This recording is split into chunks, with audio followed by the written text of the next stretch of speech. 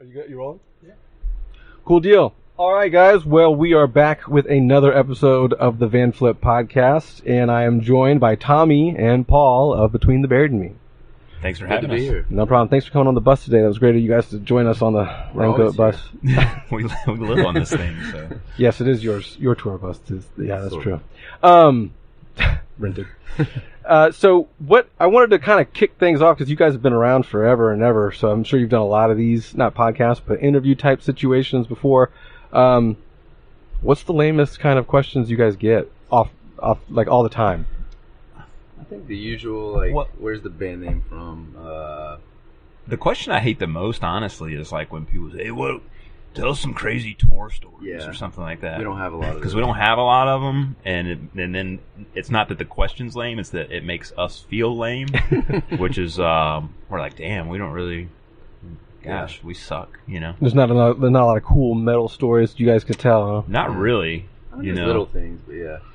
There's probably a correlation to like the cooler the stories you have as a band, likely the shorter your career is going to be. True. If you get like involved in too much nefarious shit, you're probably going to break up eventually, or something. Yeah, so I'll just remove those from my questions. Here's my biggest pet peeve as far as a question is inspiration. To write a song. Like, what inspires you to write? It's like inspiration's such a broad term. Yeah. I don't know. I can never answer that. I'm like, I don't know. It depends. Literally day to day. It could be, walking to get a coffee. You just answered the question. Yeah. I know. I think they're like, what band? Because in people's minds, they're like, you listen to a band, you're like, I want to write a song like that. Yeah. Where it's like, that's not really how it is. No, maybe some people, but I don't know. people not in a band, yeah, they probably think that. But when you've actually like, what band done do you it, listen to when you're writing? Like, I don't really listen while I'm writing. Yeah. And plus, you guys listen. I'm assuming every member of your band listens to a wide variety of eclectic stuff, because you can kind of tell it within your music. So. Yeah, for sure. All right, well, I'll take that one off the list. No, just because one of the questions was, because you guys do have a wide array of like sound in each album and stuff like that. Plus, your songs are longer than your average. And, it's not that the question sucks. It's just it's such a it's just hard to answer. It's like it's hard to answer it in a succinct or concise way. You know what I mean? So.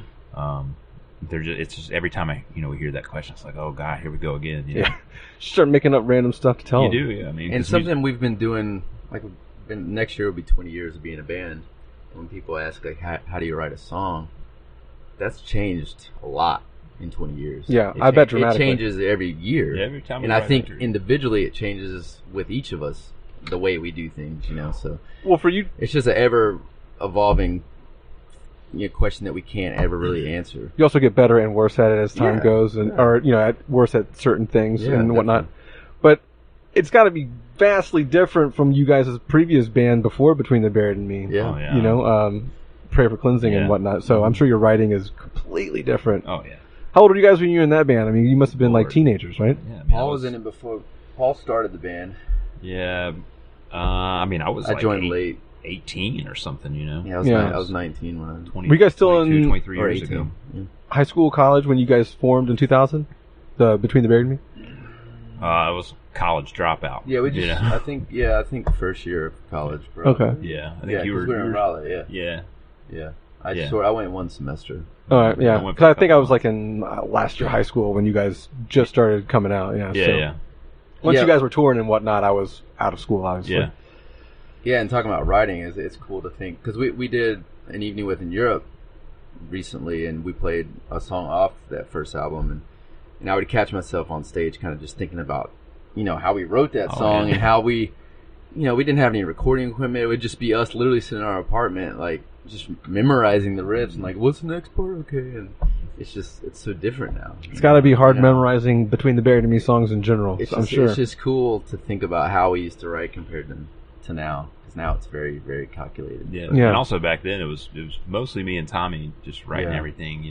Now everybody writes, so I guess it's much more collaborative. It's evolved amongst all 5 members now. That's cool. And you guys still big Counting Crows fans? See, that's no. I pictured Mr. Jones blaring in the back here. I think they're a great band, but I wouldn't say I keep track of their newer material or anything. Yeah, it was more of a joke question than anything. Yeah, but, well, I mean, I don't want to discredit. I mean, they are a good band. Good at what they do. Interesting sound.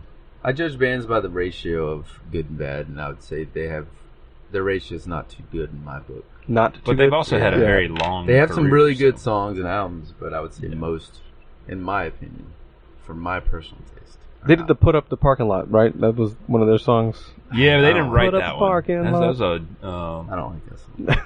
Who wrote that song? Joni Mitchell. That's a Joni Mitchell song. Oh, okay. They covered it, maybe. Okay, nice. So let's switch gears off the kind of gross.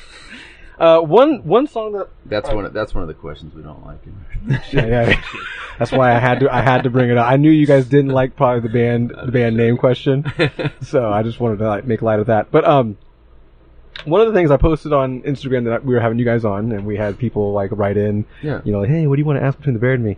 One of them that I thought was quite funny was, what the fuck is a selkie? Shit, I don't remember.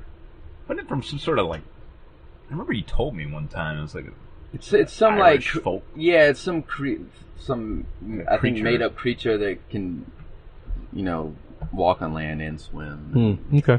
Amphibious. Yeah. Interesting.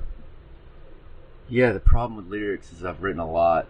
Going back to 2005 and thinking about that song. I remember that song was about children and being able to not judge one another, and they just come together naturally, and how we grow out of that. Or basically turn into pieces of shit. We're taught that, you mean? Yeah, taught that. Yeah, exactly. So I know that was the kind of the motive behind writing that song. Cool. So, like you said, you guys have been doing this thing for quite some time. We're coming up on 20 years next year. Do you have any big plans as far as next year goes, whether it's a new release or a 20th anniversary tour? I mean, there's things we're kind of trying to figure out right now. Nothing's solidified or anything. Yeah, we're actually probably right. We're kind of in the process of trying to figure out plan out the year. Next, I guess the next steps. How far in advance do you guys plan? Because you usually tour with an album for a year plus. Yeah. So we normally plan pretty far out. Yeah. We may have some things planned, but we're not going to talk about it. Damn it.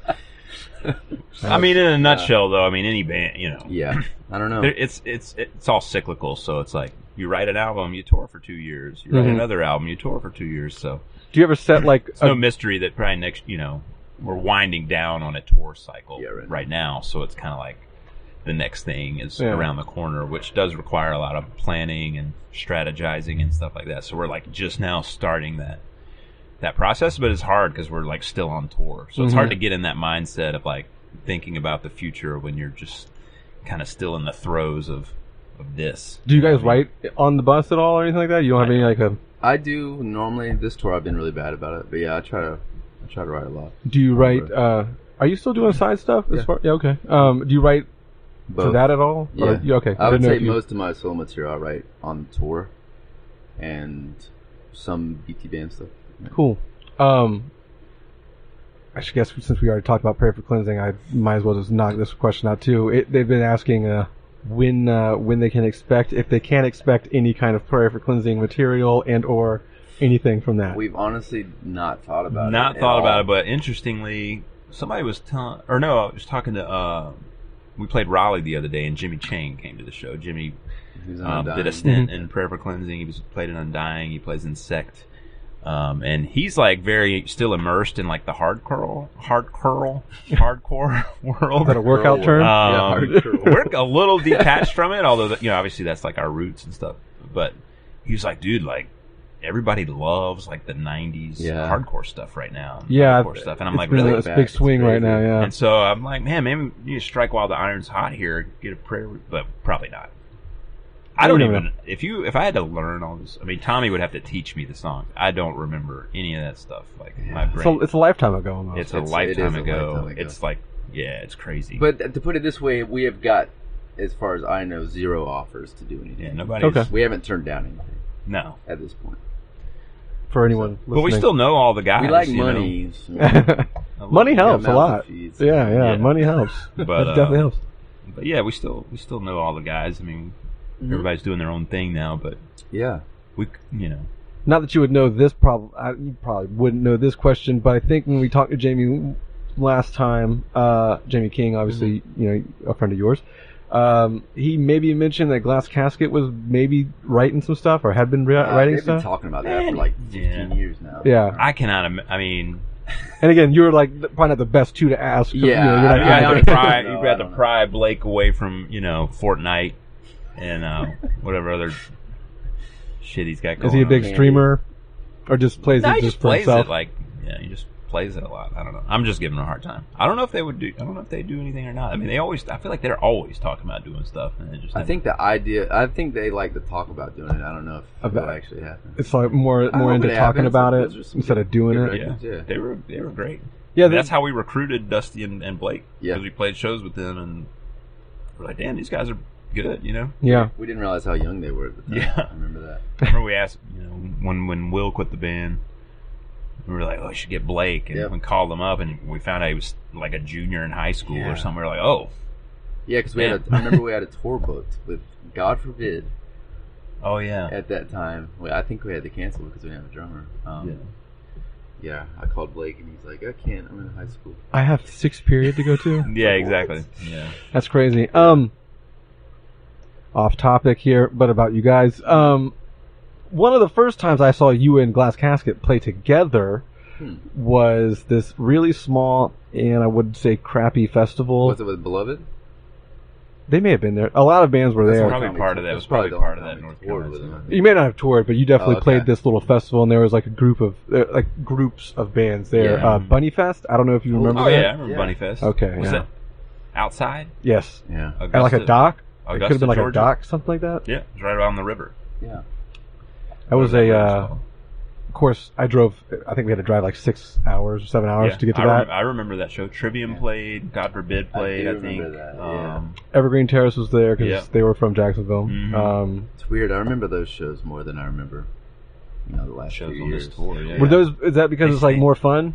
Because you were like in a younger band and like you were just younger. Also, you're just it's new. It's like every experience is like very exciting. Like I'm sure that was the first time we ever played next to a river. You know what I mean, or whatever. And now everything's very routine. Yeah, you play the same places all the time. Back then, you didn't have a sound check at a certain time. You didn't have, everything that our day to day involves. Sound check at all. You just every day was completely different. You just kind of show up, and sometimes it was smooth, sometimes it was total chaos. I guess it makes the experience a lot more like memorable. Which I'm glad we lived through all that. I wouldn't want to do that now. Rough it? Yeah. Yeah, no roughing it. Yeah. Yeah, this is pretty rough. Yeah. Compared, I'm sure. Yeah. Yeah. So, speaking of which, what caused you guys to reach out to them outside of them, to Glass Casket, to Blake and Dusty, obviously? Was it just because they were kind of like a local band around you guys, but you were also really good? Yeah. Yeah. I mean, it was like, I guess in those days... We were kind of in a dire situation. Yeah, at least at that time, too. I mean, it's a lot different now. Everybody, like, shreds now. But back then, it was, like, kind of hard to find, like, competent musicians to play what we were playing at the time, which was fairly complex stuff. So, yeah, we were like, oh, these guys are from the same state, and they can probably play this stuff, you know? Yeah. So, that's definitely what made us want to get them involved. You know. What do you think it is about like North Carolina that just is kind of like the hotbed for like metalcore metal stuff? Because a lot of bands that are in the scene and a lot of bands that are still active are kind of from not your area, but just like North Carolina in general. Yeah, I mean, there's groups of people that kind of did a lot. I mean, like down in Charlotte, there was, Day of Suffering, and from there spawned, there was Undying and Prayer for Cleansing. It was all a very small group of people. Some of it happened in parallel, which I think is kind of crazy because like Undying was in Raleigh, Prayer was in Charlotte. We kind of started around the same time, and we were both like unbeknownst to each other, we're like kind of doing this like metalcore thing and doing guitar harmonies and stuff like that. Very inspired by like kind of European melodic metal combined with like sort of hardcore stuff. And then that kind of happened in parallel, and then it was like, oh, you guys are doing that too? We're doing it too. And then it just kind of like became this like breeding ground for that kind of stuff. But yeah, a lot of people probably haven't heard of them, but Day of Suffering was definitely like a huge part of that. They were from Wilmington, North Carolina, and they were just doing that like, thrashy like Slayer thing, like fast, it's like kind of metal riffs. Yeah, before that was and yeah. They weren't around for very long. I think they're actually they doing started metalcore. Oh, metalcore stuff. But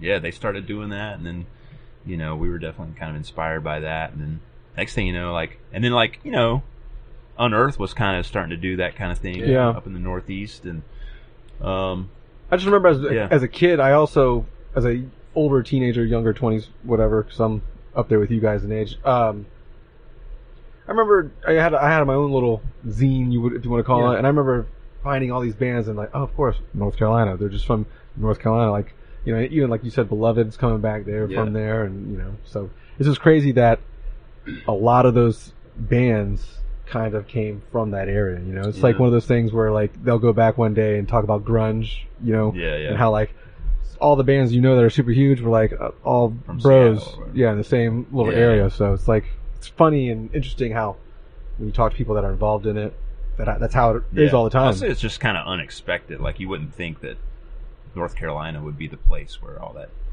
was, or a lot of it was happening. You would expect it in a different place. So must be all the cigarettes and moonshine. Or whatever.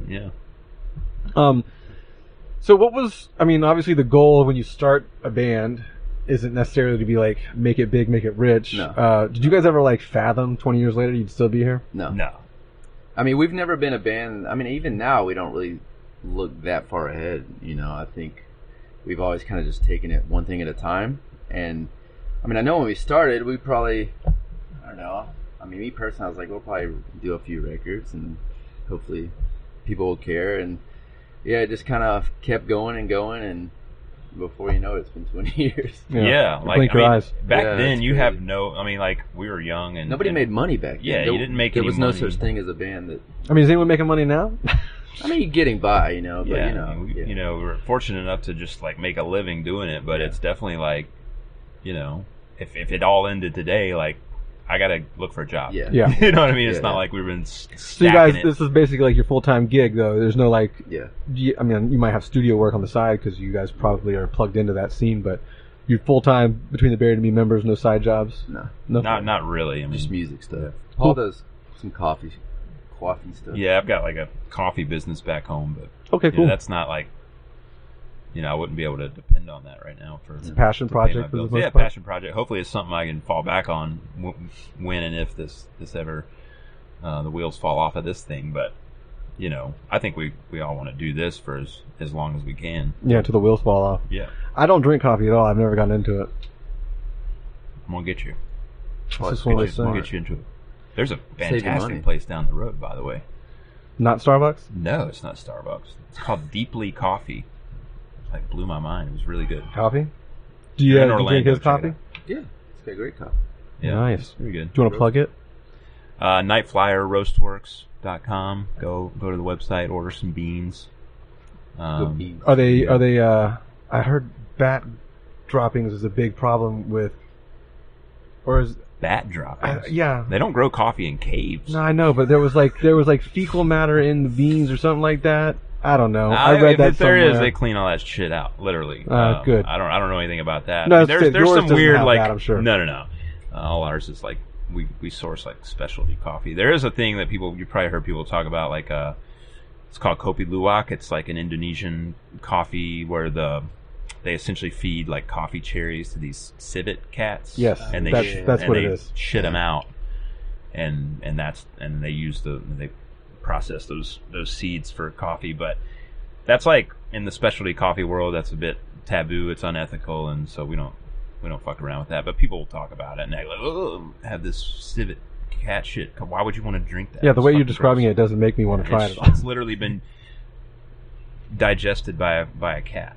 It's like, why would you want that? Yeah, and I'm sure when they're talking about stuff like that, it's massively produced coffee rather than like select boutique kind of Right. operation. I mean, if something like that is something that they stumbled across by accident because they were like, all these civets eat coffee cherries, and they were like, they would gather up the feces and like, let's try this because they shit the bean out, the seed.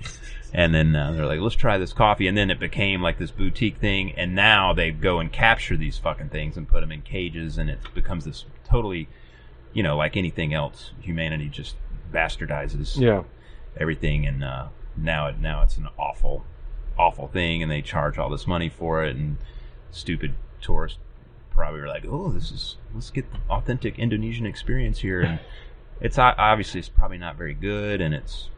Never tried it? No, I would never. I've smelled it. I was at a cafe in China one time that had it.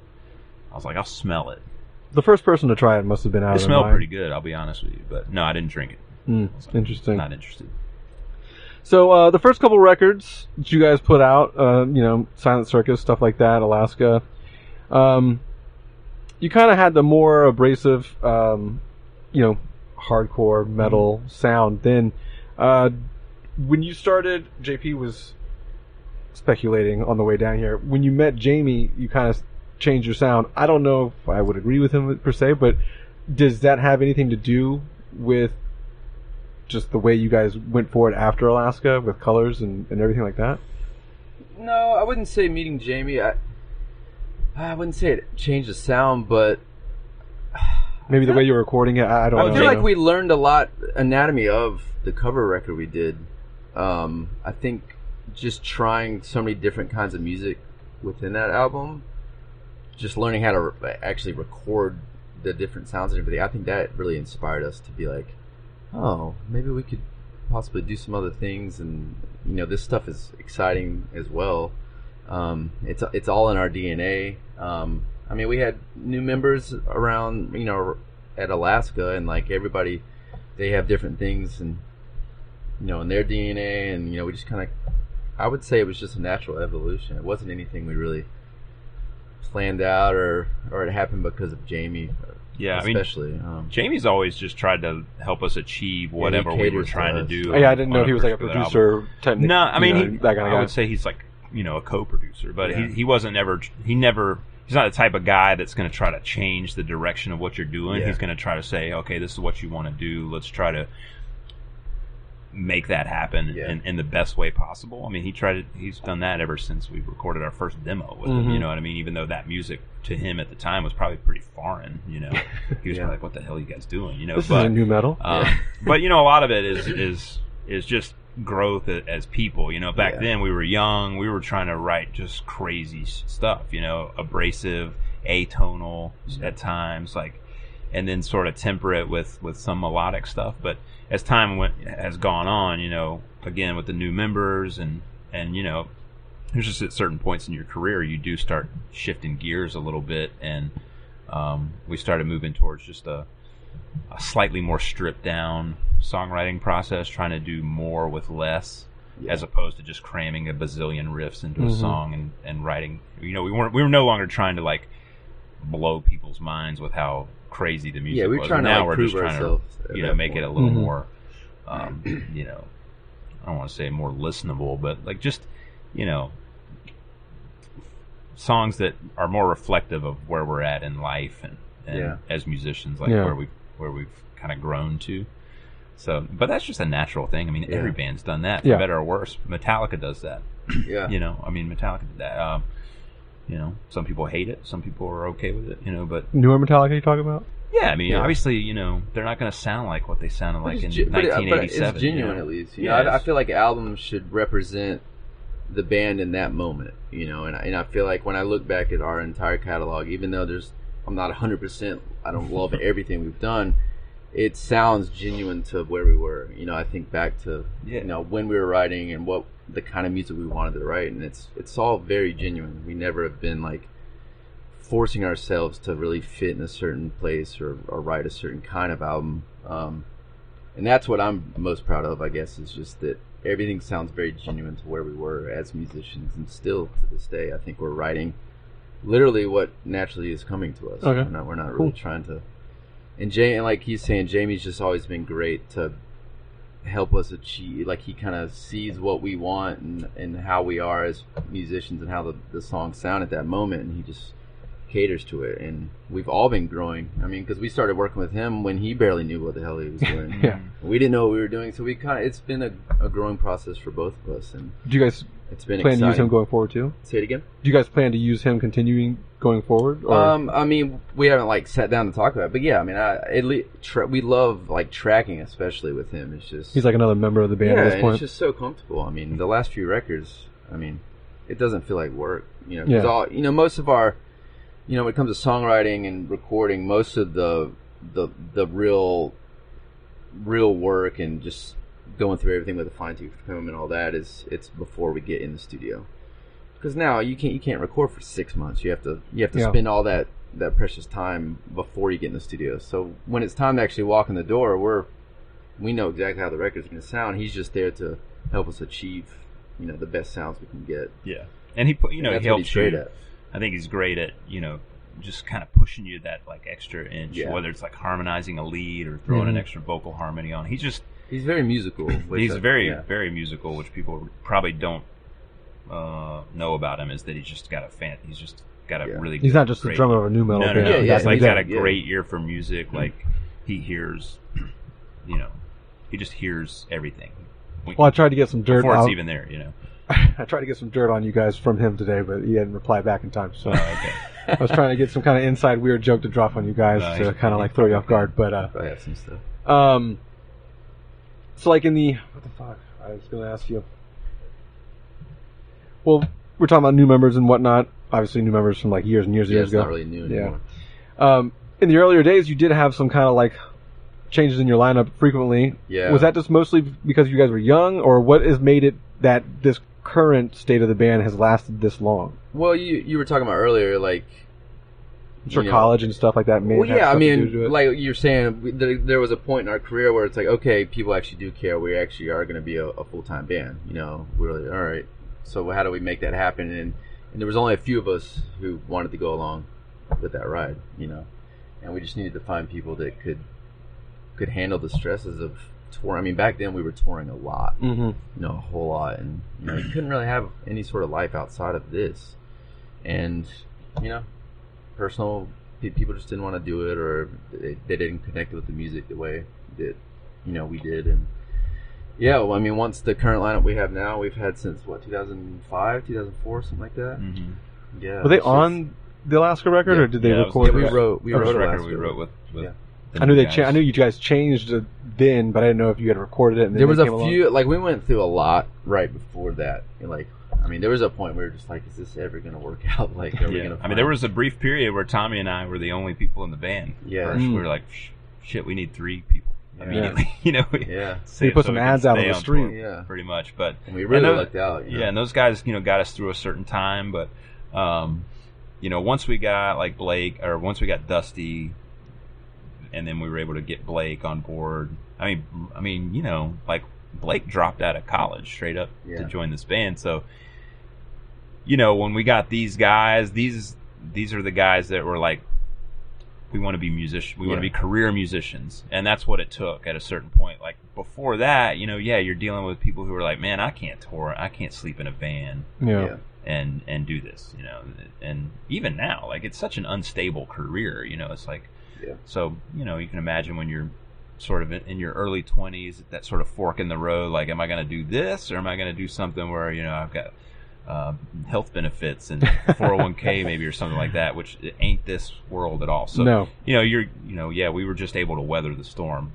Most bands, honestly, are not. No, Usually you're right. It all kind of dissolves around that point. But especially the bands that came, early 2000s. I feel, though, like we were talking, I don't know, previously with the metalcore and the hardcore sound, just kind of coming back in a revival type situation where it's a lot of newer bands are more decent than they have been in the past. But I feel like bands that have weathered the storm for this past like 20 years or whatever, I feel like they also will benefit greatly going forward too. You know what I mean? Like how you say, career musicians, there might be another 10, 20 years left in the career trajectory going forward, just because the resurgence is there. It just felt like there was a while, 2 2010 to almost now-ish time where it was a big lull. I don't know if you guys feel the same way or anything, but it just depends on what you consider the lull to be. I mean, I think certain kinds of music there were, but I don't know. I've always been constantly looking for something not just outside of this world, but I think music's always been alive and well, and but I think within that community, it's right now is a great time. I mean, for instance, our merch guy on this tour, he's young, he's 24, and he's very in touch with the hardcore scene, and it's cool to kind of get his perspective on it all, and the fact that he knows literally every band we grew up on. I mean, even the came out before he was born. Yeah, even the deep cut stuff. It's like it's crazy. Bands are talking about Turmoil and Trial and all these crazy. All I mean, these it's bands. like the equivalent of me, being his age and being like Fleetwood Mac, man. Hell yeah, I mean, Fleetwood Mac is awesome, but like it's just weird to see. But it's such a smaller scale. I know, it's like a band like Fleetwood Mac is like, course, they pop. Yeah. But it's crazy that these bands that, I mean, especially back then, they didn't sell anything. No, We used to go to the shows. There were 40 people at these shows. You had to pass like cassette tapes with one another to find out bands and stuff. It's awesome, man. I agree with that. I think it's great that that's coming back, and I mean, hearing a lot of the new hardcore bands, it's good. It's really good shit, man. Yeah.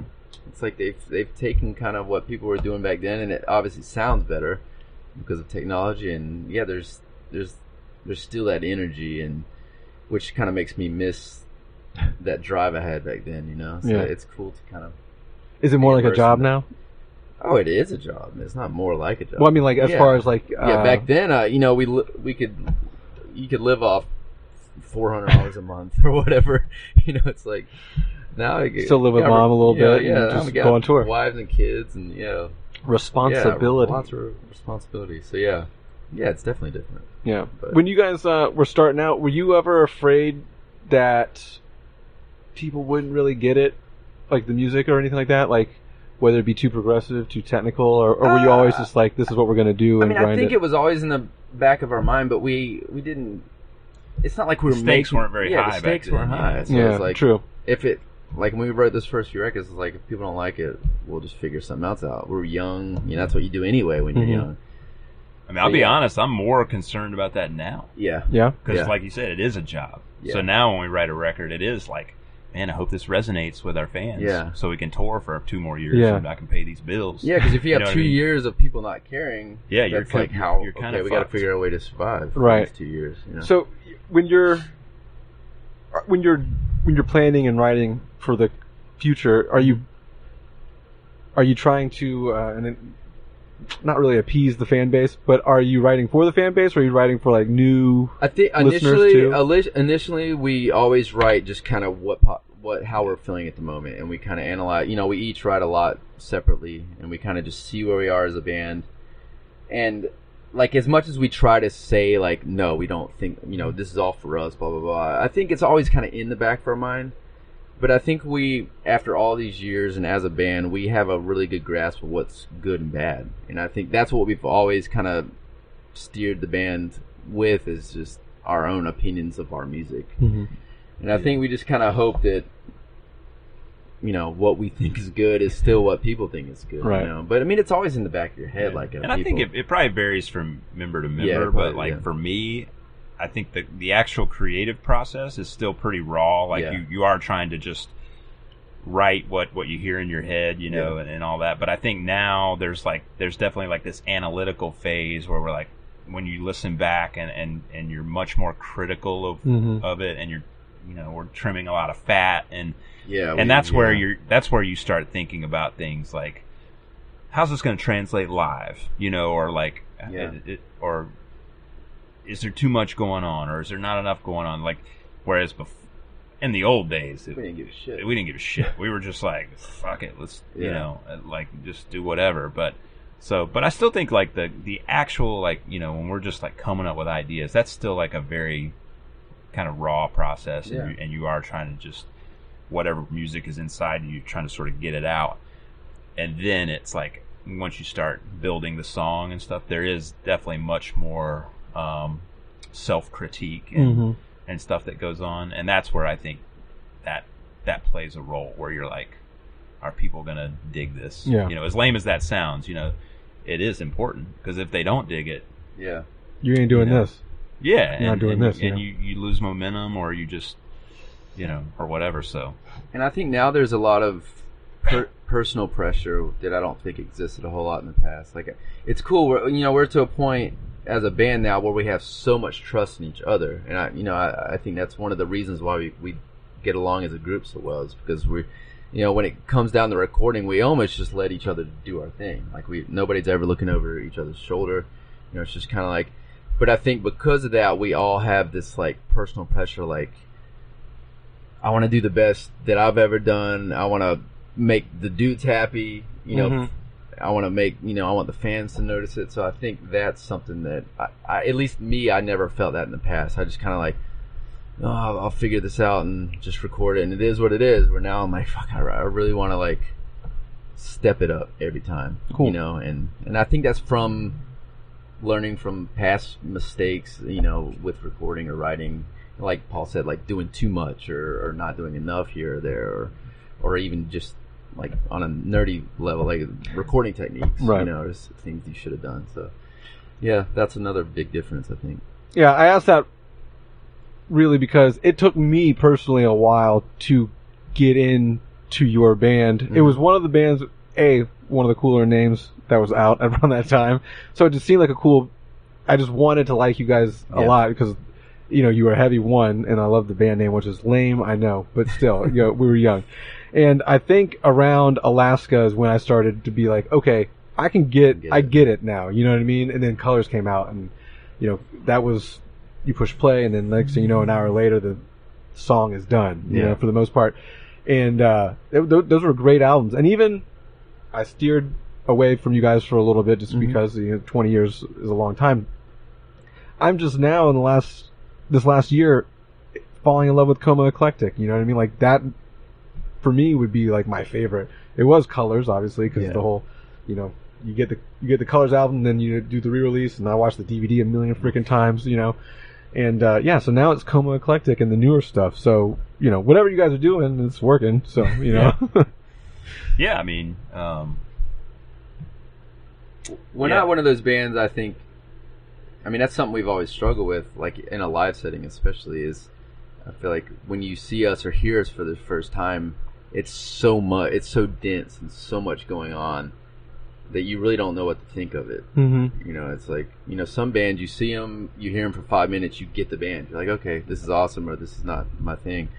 But with us, I think, it requires a little more attention. You gotta work, the listener has to work out. Yeah, which I understand that's not for everybody. I mean, but your I don't base, have that attention for a lot of music now either, So, I mean, the fact that there are people still, like, going back and diving into records that they may not have dove into at some point, it's pretty, it's awesome to hear that, because we get it. I think a lot of bands take offense to that, but it's like, I mean, albums have a lot to do with your life as well. Like, Colors resonates with a lot of people, and I think it's because of the time period and what they were going through.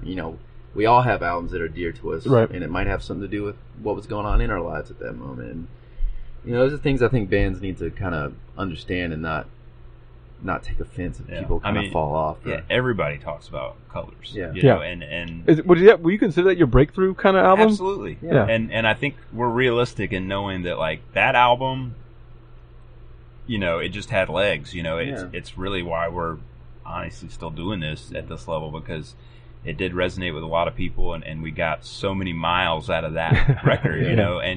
And you're right, like, every album we've put out after that, like, I like it. I like the Automata stuff more than I like Colors, because it's like the most accurate representation of me and us now. You know what I mean? But like Tommy was saying, like, Colors just it resonated with a lot of people, and it came out like at the right time, I think. And it's most likely gonna always be, regardless of what we put out in the future, it's most likely gonna be like most of our fans' like favorite record. Right. That's where a lot of our fans started. I think. And you can, as an artist, you can either resent that and be like, well, the new stuff's way better.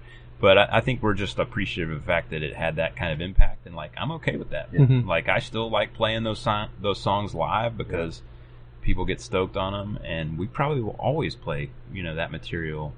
Like I said, every song on that album still has legs. Yeah, we can bust out any of those live, and they generally always go over pretty well. Whereas there's songs that we've put out after that go over like a fart in a spacesuit, live, and we still like them, but they just don't resonate with people the same way. So, rather than like, I think it'd be unhealthy to like be bummed out about that. It's just the way it is, and I think we're okay with that.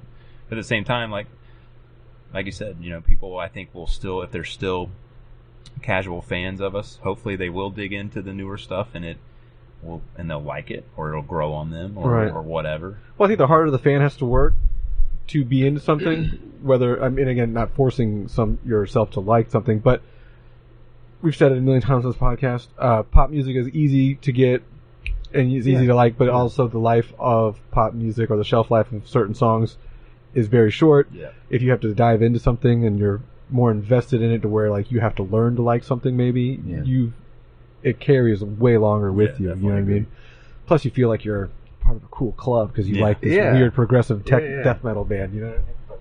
And I think interesting about Colors that I never really even thought about till we did the 10-year thing a few years ago was that it is this record that everybody looks at like our milestone or whatever. But I feel like at the time, because we still.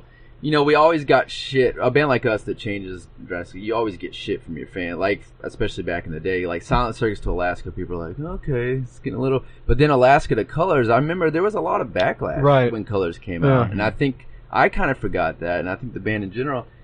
And it is funny to think about. There were moments after we released Colors, I was like, are people gonna like this record? Like, I remember even the tour we did on the Colors album, like we were playing. Not the best shows, and then it like after the fact, it was like, oh, this is the record, and so we had to kind of push through this small little window, which on a creative side, I think that's good for musicians to hear, like, because maybe somebody's out there that wrote a record that maybe people aren't really feeling, but it could grow into something that becomes like what they're identified by. And I still remember writing Colors. That was the most apprehensive and terrified I've ever been. Yeah, we were like even writing it, I was like, dude, this is because you're trying new stuff. It's such a departure, and I was like, and the writing process was weird. Like it was the first time. Like Tommy was living in Louisiana then, and like there was a lot of like sort of remote. That's kind of the first writing file and shit, stuff like that. Right. Yeah, Plus, it's early. Like that's like early. 2006, 2007 time. So it's like not as easy as it is nowadays to do I was that. used to writing riffs with Tommy and like in a face to face, person or whatever. So I remember like being and you're right that it maybe that is a good like a good sign for other musicians that might experience the same thing. Sometimes that's like. If you're feeling that apprehension or nervousness or anxiety about what you're writing, you never know, man. It might be the most the best thing you've ever written or something. So, but yeah, I remember like writing and recording that. I was honestly terrified. And actually, it wasn't until I think Jamie King heard some of the demos of it, and he loved it. Yeah. He was like, "Dude, this is the best thing you guys have ever done." And I remember that like helping me personally. I was like, "Oh, if Jamie's into it, man, like we'll be all right." You know what I mean? So. But yeah, it was like a terrifying time. Dad's approval, right? Yeah. Let me look through my questions that HQ has sent over that I have to ask. So you guys, over the span of almost a quarter of a century, have toured with a wide variety of bands, whether they be small or astronomically huge. I mean, you did like the mega tour with like Dream Theater and Megadeth, was it right? No, Opeth. Oh, it was called Progressive Nations. Okay. Opeth. Dream Theater and three. Did you guys tour with Megadeth? No. Never. The Mega Tour or something? Once. No. I don't know. I would tour. That being said, what's the band that impressed you most that you have toured with, whether it be like a smaller band or a larger band? Ooh, man, that's a tough one, man. That's impossible. I mean, I love. Because Dream Theater is big too, especially for like you guys' little avenue. I mean, you guys are very very talented musician, so I would assume that you respect the shit out of that. Depends on, like, for me, like, I love Opeth, so touring with them, I mean, they're one of my favorite bands, period. So, like, touring with them was, like, my favorite band. But, like, you know, then again, it was, like, cool touring with Dream Theater because they're older guys, and, like, they still are in it, you know, like, and I thought that was cool. It almost, like, back, I mean, we're, like, their age now, that was a long time as ago, what their age was when we toured with them, basically. So, or I am anyway. But just seeing like kind of a band that's had that kind of longevity and still have that sort of commitment to quality and excellence, you know, and they practice and they like that. Yeah. That was kind of cool to see and very impressive in its own right. But it's hard to say, man. We've toured with so many like amazing bands. Yeah, like you said, small, big, whatever. Like. This current tour is slightly strange for me, looking as an outsider. I had no idea who. Are you co-headlining or is it Kron headlining? Or Tron's, I don't know. I think on paper it's a co-headliner, but I don't know. They play last. They play last. I mean, not that necessarily matters. But when I went and checked them out, I was like, I wonder how those fans will take the band that plays right before them. Yeah, I mean, you can definitely tell there's people that probably haven't been exposed to the kind of music we play. But even the opener before you guys is more along the line of you. I mean, that world, that instrumental world, definitely. You know, we're lucky to be able to kind of be amongst that and still do fine. I don't know. There is some crossover, surprisingly. There is some crossover. But yeah, there's definitely. I mean, like you said, we've done so many different kinds of tours that nothing feels really that odd anymore. Yeah. I mean, we toured with Dragon Force. We've toured with. I mean, we've done. Toured with Chiodos. Yeah, you know, like. Well, I feel like in the beginning too, whether the first 10 years, you're just touring with whoever because like there's not a lot of people that are touring in the hardcore world in general. And next thing you know, it's like Stretch Armstrong in between the buried me, you know, whatever. Personal question: how weird or how semi-fulfilling or cool was it to play Bonnaroo? That was awesome. That was a good night. As a fan of you guys at that particular time, plus I had been to Bonnaroo a handful of times, I was like, what the flip? I was like, that's crazy that you guys would be there.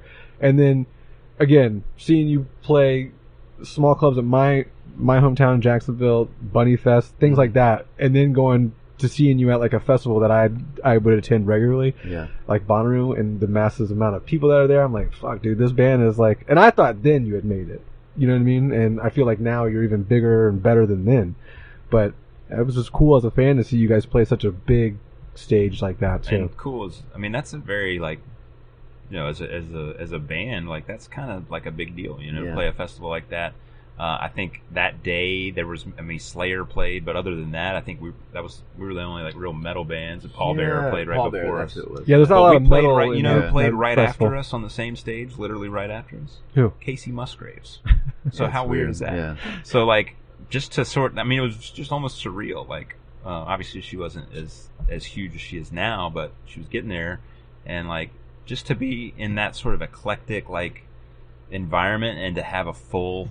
Yeah, the crowd was insane. It was amazing, you know. So because you play daytime, you know what I mean. So and we're not like, not to shit on ourselves, but we're not the best daytime band. Yeah. So like, I think it's hard for a daytime anything, you know, especially so, like day 3, day 2 of a festival. Yeah. I would say fest for us, it's normally like either really weird or good, and that was, we lucked out. You know, Bono, it was a really good experience. Really cool. Yeah. So, I did happen to catch the next year, I think, or it may have been the same year, but I think it was the next year. Animals as Leaders also played. Yeah. And that was cool because again, that's another band. Tobin, the guitar player, Tosin, for that band.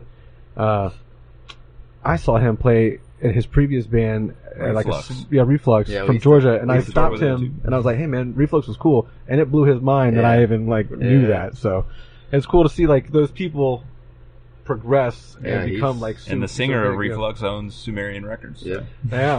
Speaking of that, we'll switch gears onto labels. Sumerian seems to be one of the ones that are doing it right in the last decade or so. You guys have had a couple different labels you've been on, Victory being one. A lot of people, kind of call Tony like the biggest villain of hardcore. But like, what was the reason for you guys leaving Victory in general to our contract was up. Simple as that. That's it? Yeah. Yeah. Contract was up. Just try something else. Okay.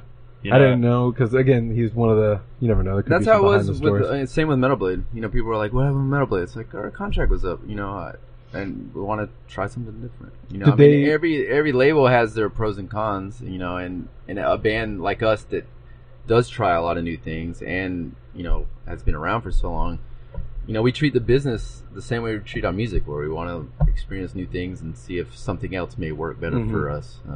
Do they offer you to stay with them, or do you just... Who? Whatever label you're with, at the particular time. Yeah, just like any business decision, you, whatever makes the most sense for your current situation. Yeah, and in this world, I mean, you know, the reality, I don't know what the perception is of like the average fan or whatever, but when you're kind of in this world, it's like, it's not like there's some sort of financial windfall from signing to X label versus Y label. You know, it's like just the 80s, like, where, dude, we're not, you know, it's not no like signing bonuses. Yeah, it's not like, hey, if you sign with us, we're gonna give you $5 million. You know, like done deal. Does not happen.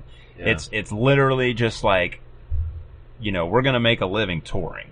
We know that. Like, but it's like, okay, let's try this. Like Tommy said, you just kind of want to.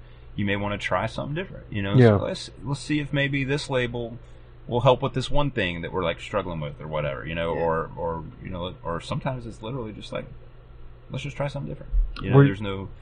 Because we're in a position now where we can structure deals that are like 1 or maybe 2 albums, where in the past it was like, you know, when you're starting out band, you're normally signing contracts that are like... multiple deals, 4, you know, our Victory, I think, was 4 or 5 albums. That's why when I thought...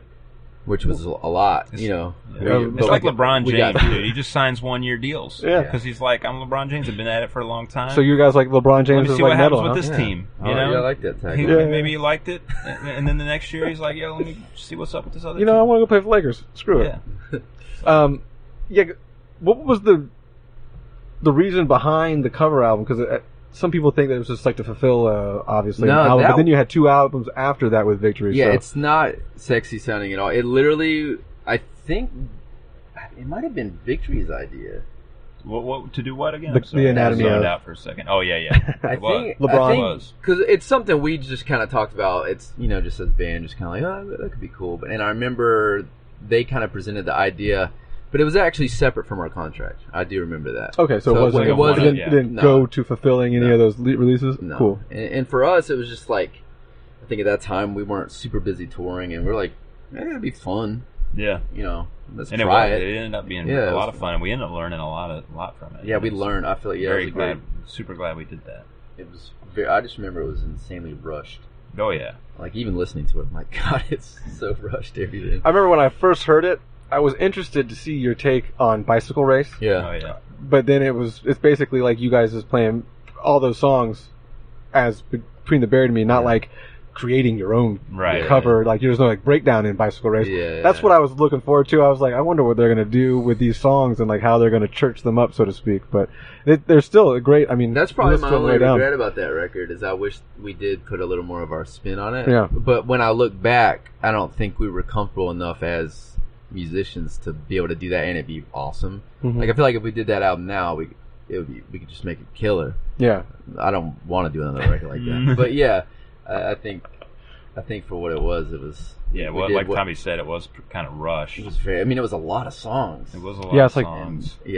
And teens, 20 something? Something crazy like that. A lot of stuff. And I remember we were kind of in over our head time-wise, recording, and we definitely had to cut corners. And that's part of it all, you know. One last thing with the Victory thing, or 2 things before we move on from the label stuff. Were you aware that at some point, I think Tony had talked with Alex, Lambgoat guy, when you guys left, I guess he kind of, and this is not verbatim, so I'm not quoting anybody, but he, along the lines of saying that you guys had peaked commercially and that you'll never be any bigger than what you were with Victory. Of course he'd say that. Yeah, which ended up being not true, but obviously. Look, you know, man, I mean, people are going to say what they're going to say. I mean, I don't... Maybe it was hurt that you left, you know? Maybe he thought there was still something there with you guys. I don't have any resentment towards the label or Tony. I mean, in fact, I mean, they were the first, before them, we were on a German record label, Life Force Records. Life Force. Nobody in the States was remotely interested in what we were doing. And so Victory and Tony, to his credit, they caught his attention they took somehow. a chance on a band that really. I mean, listening to that stuff, how would you ever think it was going to be commercially viable to begin with? So, well, maybe it's because after the Colors album came out, and your whole situation with that's I mean, anybody that has, I mean, he has an ego. There's no denying that, and it's just part of his ego talking. True. I don't know if that was a genuine statement. I'm sure he was upset we didn't stay with him. It's natural. Do you guys remain do you guys talk with each other? Okay. No, but I mean, he's a business. People, he's forever going to be, villainized or whatever. But at the end of the day, I mean, he's a businessman. Yeah. Sure, he's very shrewd. I'm sure some of the stuff he does, people would perceive as unethical or whatever. But we signed the deal. We fulfilled the deal. Yeah. Moved on. They fulfilled the deal on their end, as far as we know. We learned a lot. Certainly, between all that, maybe some nefarious shit was going on. Maybe not. I have no idea. I don't even. Maybe care. It wasn't directly with you guys. Maybe outside of you guys. Yeah, I don't even care. So we did it. We finished the relationship, and we moved on, and we never even think about that stuff anymore. And I will say, regardless of anything we've dealt with labels in the past, we've always, every label we've ever been on, it's given us 100% creative freedom. Yeah. Cool. And I think that's the most important thing. I mean, granted, there's little things that anybody would change about anything, but the fact that they never were over our shoulder about our music, still to this day, we just give labels our albums. Like we don't send them demos. We're just like, here's our record. It's us. Sell it. Yeah. Do your job now. Yeah. And they've very lucky, and they've all done that. So yeah, we're very lucky in that sense. Plus, Tony sold Victory for like $30 million. So he's fine. Yeah, he's good right now. Yeah, he's fine. So the husband of Tom Cruise and Nicole Kidman's daughter, Isabella. Hold on, what? You just say Tom? Yeah, Cruise? Well, let the man finish. I couldn't understand. I also was confused as well when I got the text. So yeah, I had to. Apparently, Tom Cruise, Mission Impossible, Tom Cruise. And Scientologist Tom Cruise. Yes. Well, I read on. Is he still one? He's going to sign us. I don't know. Yes. $30 million deal. Scientology Records. No, but apparently Tom Cruise and Nicole Kidman have an adopted daughter, Isabella. Okay.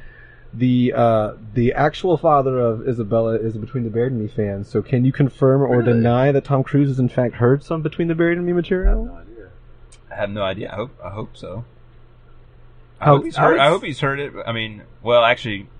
What if it gets him pumped before his big stunt I would scene? say he's influenced heavily by it. Yeah, he certainly is, and he'll probably feature us in his next movie, and that's probably when we'll finally get. Yeah, rich. I think that's probably going to happen. 100% true. Yeah, and then you'll be on the soundtrack, maybe some cameos in the next Mission Impossible 18 or whatever. I'm ready for that. Yeah. What is the best? What's the best Pink Floyd album? Man, I think this is an Alex question because he's also a big Pink Floyd fan. I mean, I'm not a big super one. It's probably Dark Side. It's probably Dark Side. I mean, that's what everybody doesn't want to hear, probably, but it probably is. I mean, it's fucking amazing. There's a reason why it is what it is. Yeah. Yeah, that's true. At this stage in your career, what would be the ultimate tour package? Would it be like a headlining tour? Would it be Pink like Floyd you would open be on it? It would be. I don't know. I have no idea, man. It would be just us, and we play for 10 minutes. Yeah. No, I'm just kidding. What one song would you play? I mean, that's tough. I don't know, man. I mean, would it be like a tour with like your friends' bands? Would it be like a tour with like mega bands where you would open up for more people? Yeah. Is the criteria like that? It's going to be some blowout, like highly attended tours, or is it just for fun? Yeah, it's just for fun, man. We're just bringing some friends, and we're bring back the red chord. Bring back the red chord. Yeah, let's do it. Yeah. I don't know, man. That's a tough. That is so tough, man. I hate to evade the question, but no, it's one that makes you think. Obviously, on the spot too. Yeah, so. I'm bad on the spot. Really bad. There'd probably definitely be some defunct bands on there. I'm sure. Well, yeah, we have I mean, right now in general, we have a problem with. There's not a whole lot of bands like to tour with. Mm-hmm. We're constantly, you mean like currently? Yeah, I mean we're constantly just like tour with the same band. Yeah, it's like goddamn, we need to find some more bands. Is that just in the States or Europe and everywhere as well? Same problem. I mean, it's just general, I think it's just it's harder now for full-time bands, especially. It's harder to be a full-time band now. You know? Yeah, money. I mean, I'm sure that money situation. On the suit side of things, you want someone that brings people in the door every night. You want bands that, it's not exactly like you. There's all these criteria you want to achieve, but there's very few bands that kind of fit within all that. The full-time bands are generally like at the same level we are, so it's like who supports who, because if you're any smaller than us, it's likely that you just can't be a full-time band because you just don't make a living. And if you're any bigger than us, like, you're in a whole other world. You know what I mean? So, or they're like really young and they have the ability to tour. They don't have like responsibilities. That's why we just, we're just tour with a contortionist all the time, or whatever. It's like, hey, if it ain't broke, don't fix it, kind of thing. Great, great band, great people, and all that stuff. But yeah, Tommy's right. It's just like there's just not a ton of bands that tour full time. And when you're a band like us that headlines a lot, you're constantly looking for support. And I don't know, it's tough. Tough question. It is a very tough question. So another tough question. What are 5 albums that like influenced you greatly? Oh jeez. We should have mentioned outside. We'll do 4. We'll do 4 since you already said it, the Pink Floyd one. They don't necessarily have to be within your genre too. I mean, obviously you're all over. Okay, I'll start. I have to do Pantera because that's like when I was young. That was I guess Vulgar. It was Vulgar for me. Mr. Bungle, California. Beatles, Abbey Road. What else? One more. Radiohead, OK Computer. There you go. There we go. Siamese Dream, Smashing Pumpkins. Just keeping in the same vein, probably Alice in Chains' Dirt was really big for me. Did you see Greg's Jerry Cantrell? What? Yeah, the other night, last night, or twice maybe. In LA, yeah, that's amazing. Kind of something that a little more like, well, it's not super current anymore, but I remember when it came out, it was a big inspiration for me. Was Ghost Reveries by Opeth. Does that have one more I gotta do? I think you have one more. Shit. Good luck. You took Vulgar. Vulgar would have. You can have it. Yeah, you can do it. Definitely been one.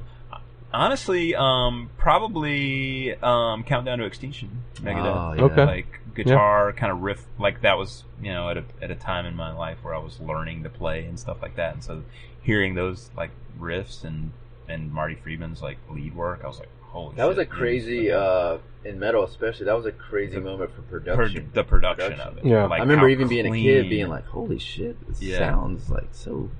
Never heard metal sound so clear. It's crazy too how that's changed over the years. Because like you listen to sometimes when I listen to like early thrash metal stuff, like Metallica, early Metallica stuff, it sounds comparatively to like current production and stuff. It sounds so flat-ish to me. There, like it would. I wonder what it would be like if it were recorded currently now. I don't know. So. Production is a whole other like conversation we were talking about the other day. How like there's so many like things that like the way things are recorded. There's just it's such industry standard, like certain because everything's done digitally and stuff. Everything almost sounds like the same kind of. It's like everybody's using the same guitar tones, drum tones. It's weird. Everybody's quantizing everything. They want to hit the same mark as the people before. Yeah, like. We kind of missed the days of like everything kind of sounding different. Everybody kind of had their own kind of sound and everything, and now it's like, man, everything sounds. Especially in hardcore, I remember like every album sounded completely different. And randomly, there would be like an album that comes out. I remember like a Turmoil record, the first one on Social Media, or whatever. I was like, holy shit, this sounds insane. I remember hearing those early Snapcase records. That they're coming back. That Strife record. That sounded like they just put the whole mix through like a Boss reverb pedal or something. And now, if I listen to like a band put that out now, I'd be like, what the hell were they doing? But I remember at the time being like, well, this is different. It sounds different. So you kind of like it only for the reason that it's different. You haven't heard it before. It was just like not everything sounded the same. They were using different amps and different, and especially some of those old hardcore records, like.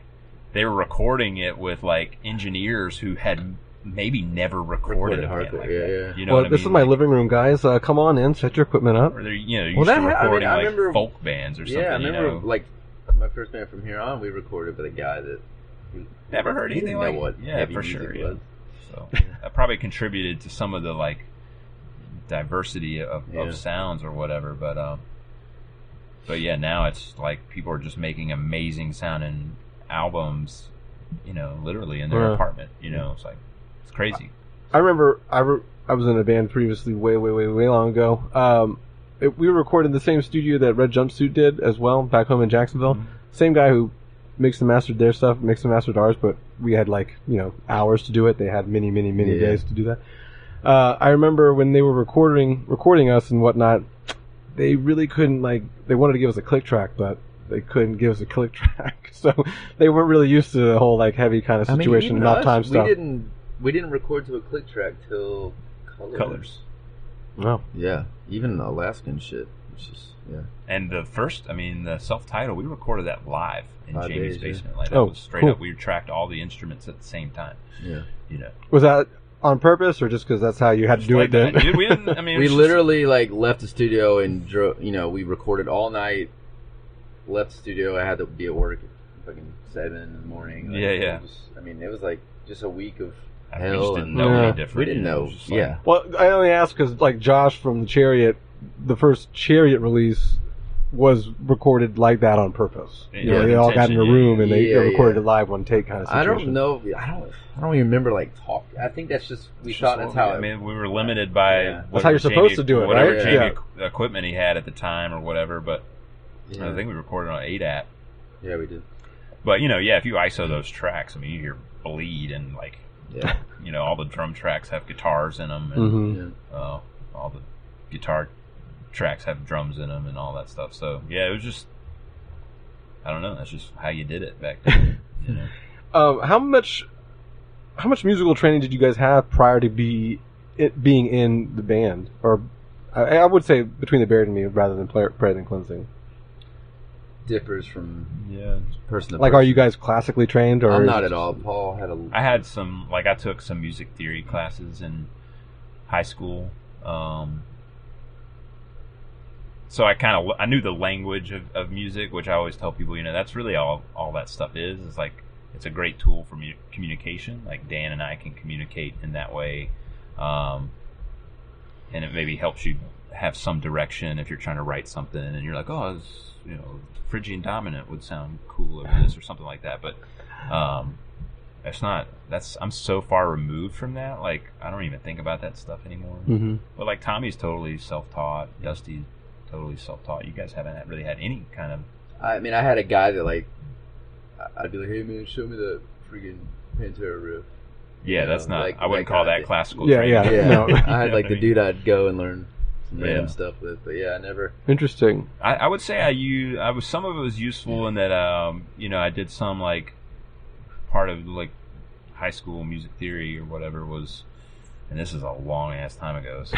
But I'm like, we learned how to, like, you know, part write, you know, kind of in the Baroque style or whatever. So, you know, even though that was just sort of a blip in my past, I would say it certainly helped helped me understand how music worked in a, like, mathematical way, like harmonies and counter melodies and some chord theory and stuff like that.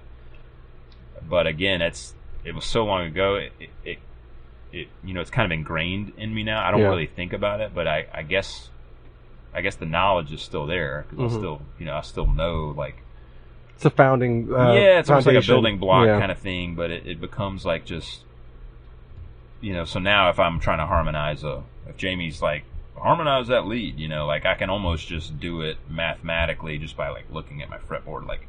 I don't have to like play with the notes until something sounds. I can. I'm gonna harmonize it in thirds. See, that's the weird thing. I'm singing. I'm like, I need to harmonize it. I'm like, okay, I just got to sit there and figure. I'm like, find the note. That's why I wonder. I wish I should have. So no vocal coaching, no vocal classes. A little bit, like later on, like recently, like probably in the last few years. But like in the beginning 10 years, nothing? No, nothing. I mean... Piano classes? No. Because all that was just kind of... Messing around? On the first record, I didn't even sing at all. It was just screaming. Our drummer sung at the time. I didn't know how to sing. I mean, I'm still just figuring it out, you know? Which is weird because... In keyboards, I just started playing because I didn't know what the fuck to do when all the instrumental stuff was going on. Yeah, like for real. He's like, I'll just play some, pads. Like I got this, and I was like, oh, it's a cool way to make noise. And for Silent Circus, there was like a lot of parts. I was like, oh, I'll just put a lot of distortion on this thing and go wild. That's crazy. And it like slowly evolved into like, now we have songs that are straight up built on like keyboard riffs. Yeah. Right. Yeah. And the guitar becomes and some of the best ones, whatever. even though they might, like the beginning of Colors, that's an amazing track. The intro-ish song or whatever you want to call it. Part A. But no, weird that you say that, because even before like Alaska and Colors and stuff like that, you were one of the only screamer kind of band frontmen that I would want to have singing more, just because I felt like that your voice was very fitting for all that. And it was just like, why doesn't he sing more? Does he not know that he has a good voice? I don't know, but listen that makes to Thomas sense. Giles. Plug it. Yeah, I don't know. My thing with BTBAM is always just the right voice for the song and the part and what's going on lyrically. And it depends. It differs. I kind of approached it. I tried to sing more with like the Coma stuff. Like I approached vocals very differently for that record. But I think because the music, it catered to it a lot more. So it really just depends on the part. Yeah, but I've always kind of, even like recently, like when we did the evening with in Europe, we kind of revisited Reaction, which was on Silent Circus, which is like kind of an ambient track. It's weird like listening back to that because it was so different for us at the time, but it's like once we started playing it, I was like, this sounds like something I would write right now. Like, it's weird. Did you ever impress yourself? That was kind of, no, it wasn't really impressed. I was just like, it's weird. That was kind of in my DNA, and I didn't even really realize it. And now I'm just more comfortable with that part of me, And sometimes when I revisit old stuff that like bands that I would do, I was like, man, at the time, because after you mess with something for so damn long, and then you play don't revisit you it like, all. I don't like it, I hate it. Then years go by and you listen to it, and you're like, damn. I do that with the band. If we're doing a song that we haven't played in forever on a tour, and I'm listening to it, and I'm like, man, this is a good album or a good song. Like, there's like one thing, like for me, it's like stylistically as a guitar player, I'm like so much different than I was like on self-titled. But when we play like More Myself to Kill or something, I would find myself being like, damn, I can't believe I wrote that. Yeah, impress yourself a little bit. It's like pretty good. I can almost like tell, like it almost is like I can remember back where I was back then, and I was like, I can't believe I came up with that. That's kind of not too shabby. What's your average set time? Like when you play a show, like not set time, length. If we're headlining, normally between an hour 15, an hour and a half. Like, what's your ideal? Like, what would you want to have? 20 minutes. In and out? Nah. Leave them wanting more, Hour 15 always feels good. Hour 15 feels good. Yeah. We're doing like an hour 5 this tour. It feels great.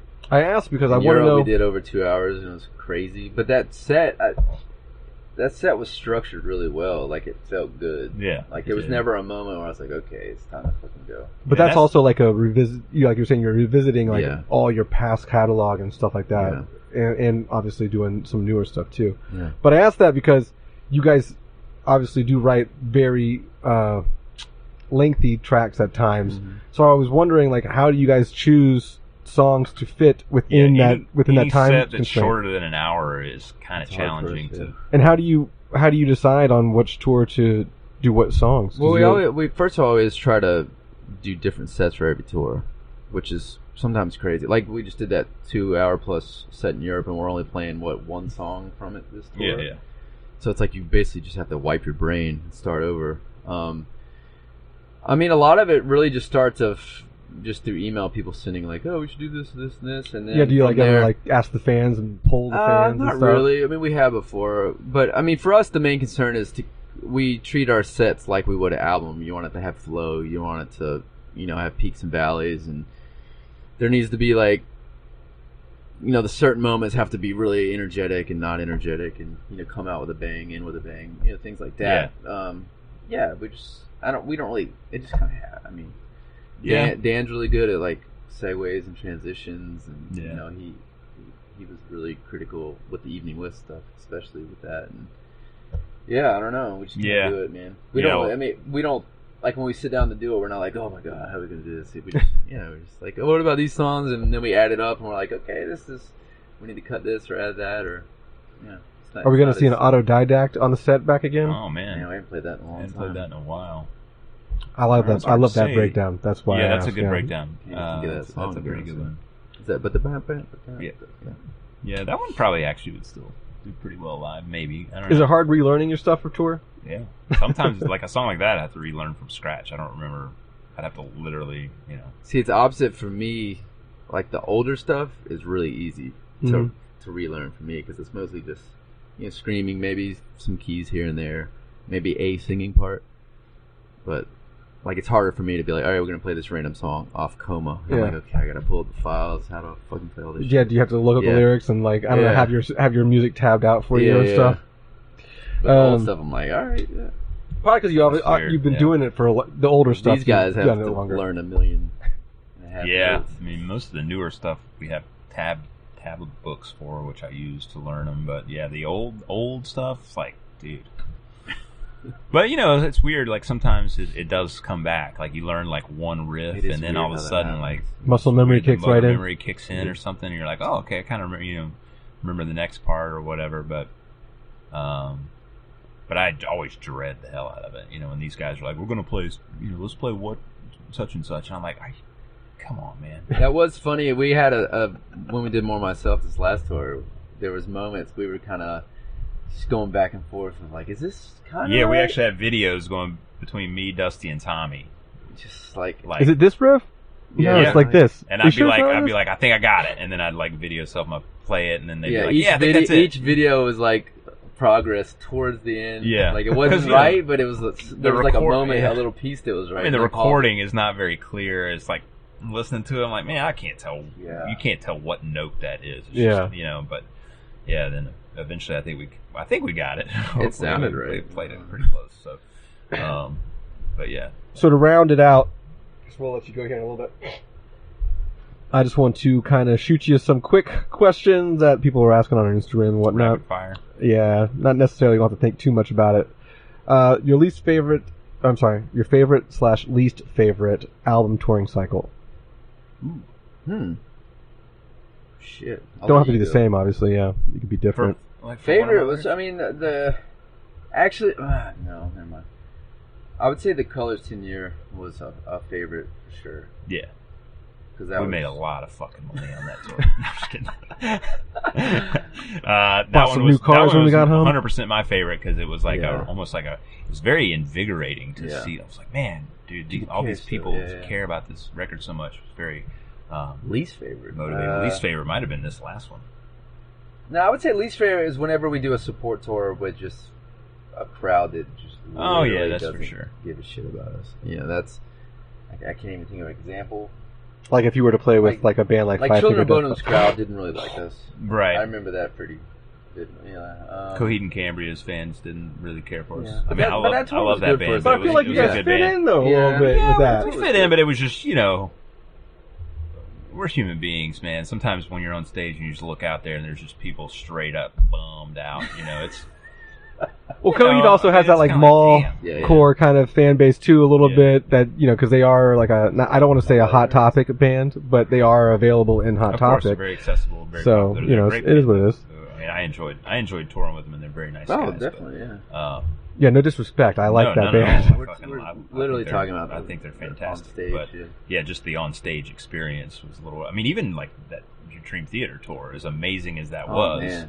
Like. Their VIP crowd, which is mostly like 50 older people, yeah. Like, and we're up there screaming and all kind of, and they're just, they're right in the front. Those are the first people you see, and they're just. I can't understand anything you're saying. Absolutely bummed. Yeah. You know what I mean? So.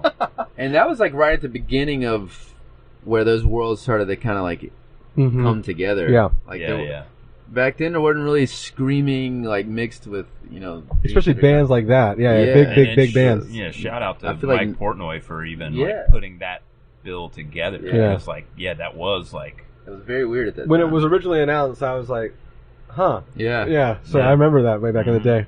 Yeah. This one's for you, Tommy. We kind of already touched a little bit of it, but did you ever want to completely venture away from screaming in Between the Buried and Me?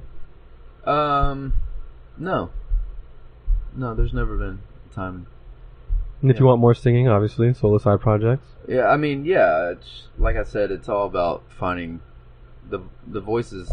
Just another part of the instruments that you need to make the correct choices to make it sound cool. And yeah, I mean, there's always going to be an aggressive element to the music we write. I still like aggressive music. Yeah, it's part of the whole. You can't. Yeah, you gotta have part of our sound too. I mean, I hope to think my scream is like a big part of the BTBAM sound. Yeah, I feel like it needs to be there. Cool. Silent Circus 17th anniversary shows next year. People are gonna start doing like half, 18 and a half years. Yeah. Well, we joke that we should do a Colors reunion tour every year. Again, making money. You know what I'm saying? It's funny. But then eventually, nobody comes out anymore. Yeah. Shit, I guess we've milked that teat. Yeah. No, 17 here. 20 maybe? Maybe, I don't know. Favorite Rocky movie? We're probably the wrong guys. Yeah. We can skip that one. I don't know. Maybe if you were Rocky fans, I just didn't know. The one with the Russian dude, probably. Which one was that? 3, maybe? Is that 4? Is that 4, really? Oh, I don't know. No. That's the one I probably saw most recently. Right, yeah, that's probably, yeah. Given the dual releases last year, when will we, the fans, hear new Between the Buried and Me records? Sometime in the future. In the 2020s. In the future? Yeah, I don't know. It's very early stages right now. As you can tell, we're trying to be very discreet. Yeah. About what's There's no mystery anymore. We've been doing the same cycle since 2000. It's like every 2 years kind of thing. You tour, then you write a record, come out, and then you tour. It's Groundhog Day just in years. Yeah.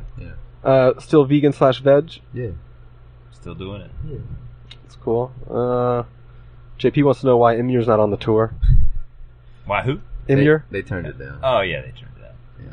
I think that's just like a Lambgoat joke. Let's see here if I've covered all of those.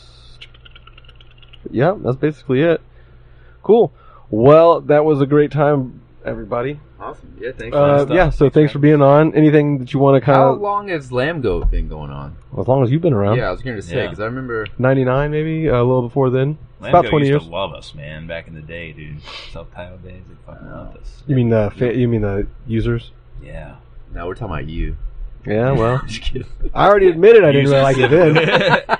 No, back then, I liked this. Now I feel like we get slammed. No, I feel alright on Lambgoat. Are we good? I don't know. I feel like there's we it's get hit and miss. Yeah, it's hit and miss. But I mean, it's again the trolls. Yeah, it's the troll culture. I back it. But I love reading mean shit about us online. I don't know, man. It's like entertaining to me. Well, we had thought, because one of the things that we do now is we kind of collect some comments about what people have said about the band, so to speak, and then we kind of like read them to you and let you like mean tweets by Jimmy Fallon. Yeah. So it's kind of like that.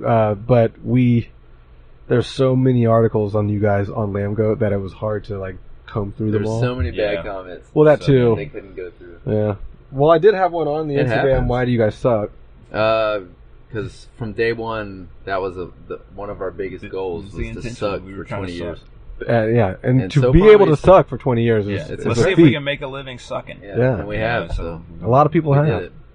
So anything else you guys want to like end on, like plug? No, coffee business, solo projects? No. Be on the lookout for New Glass Casket in 2030. Yeah, maybe. Do you guys think Prayer for Cleansing would have lasted as long as you guys have? No. Do you think it could have survived the lull? I doubt it, man. I don't know.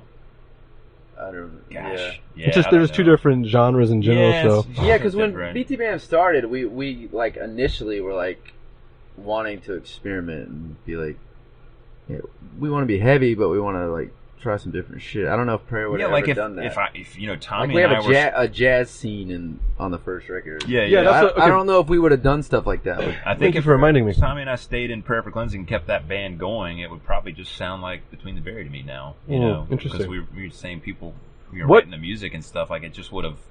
I don't know. It would have. Yeah, I have no idea. I don't know.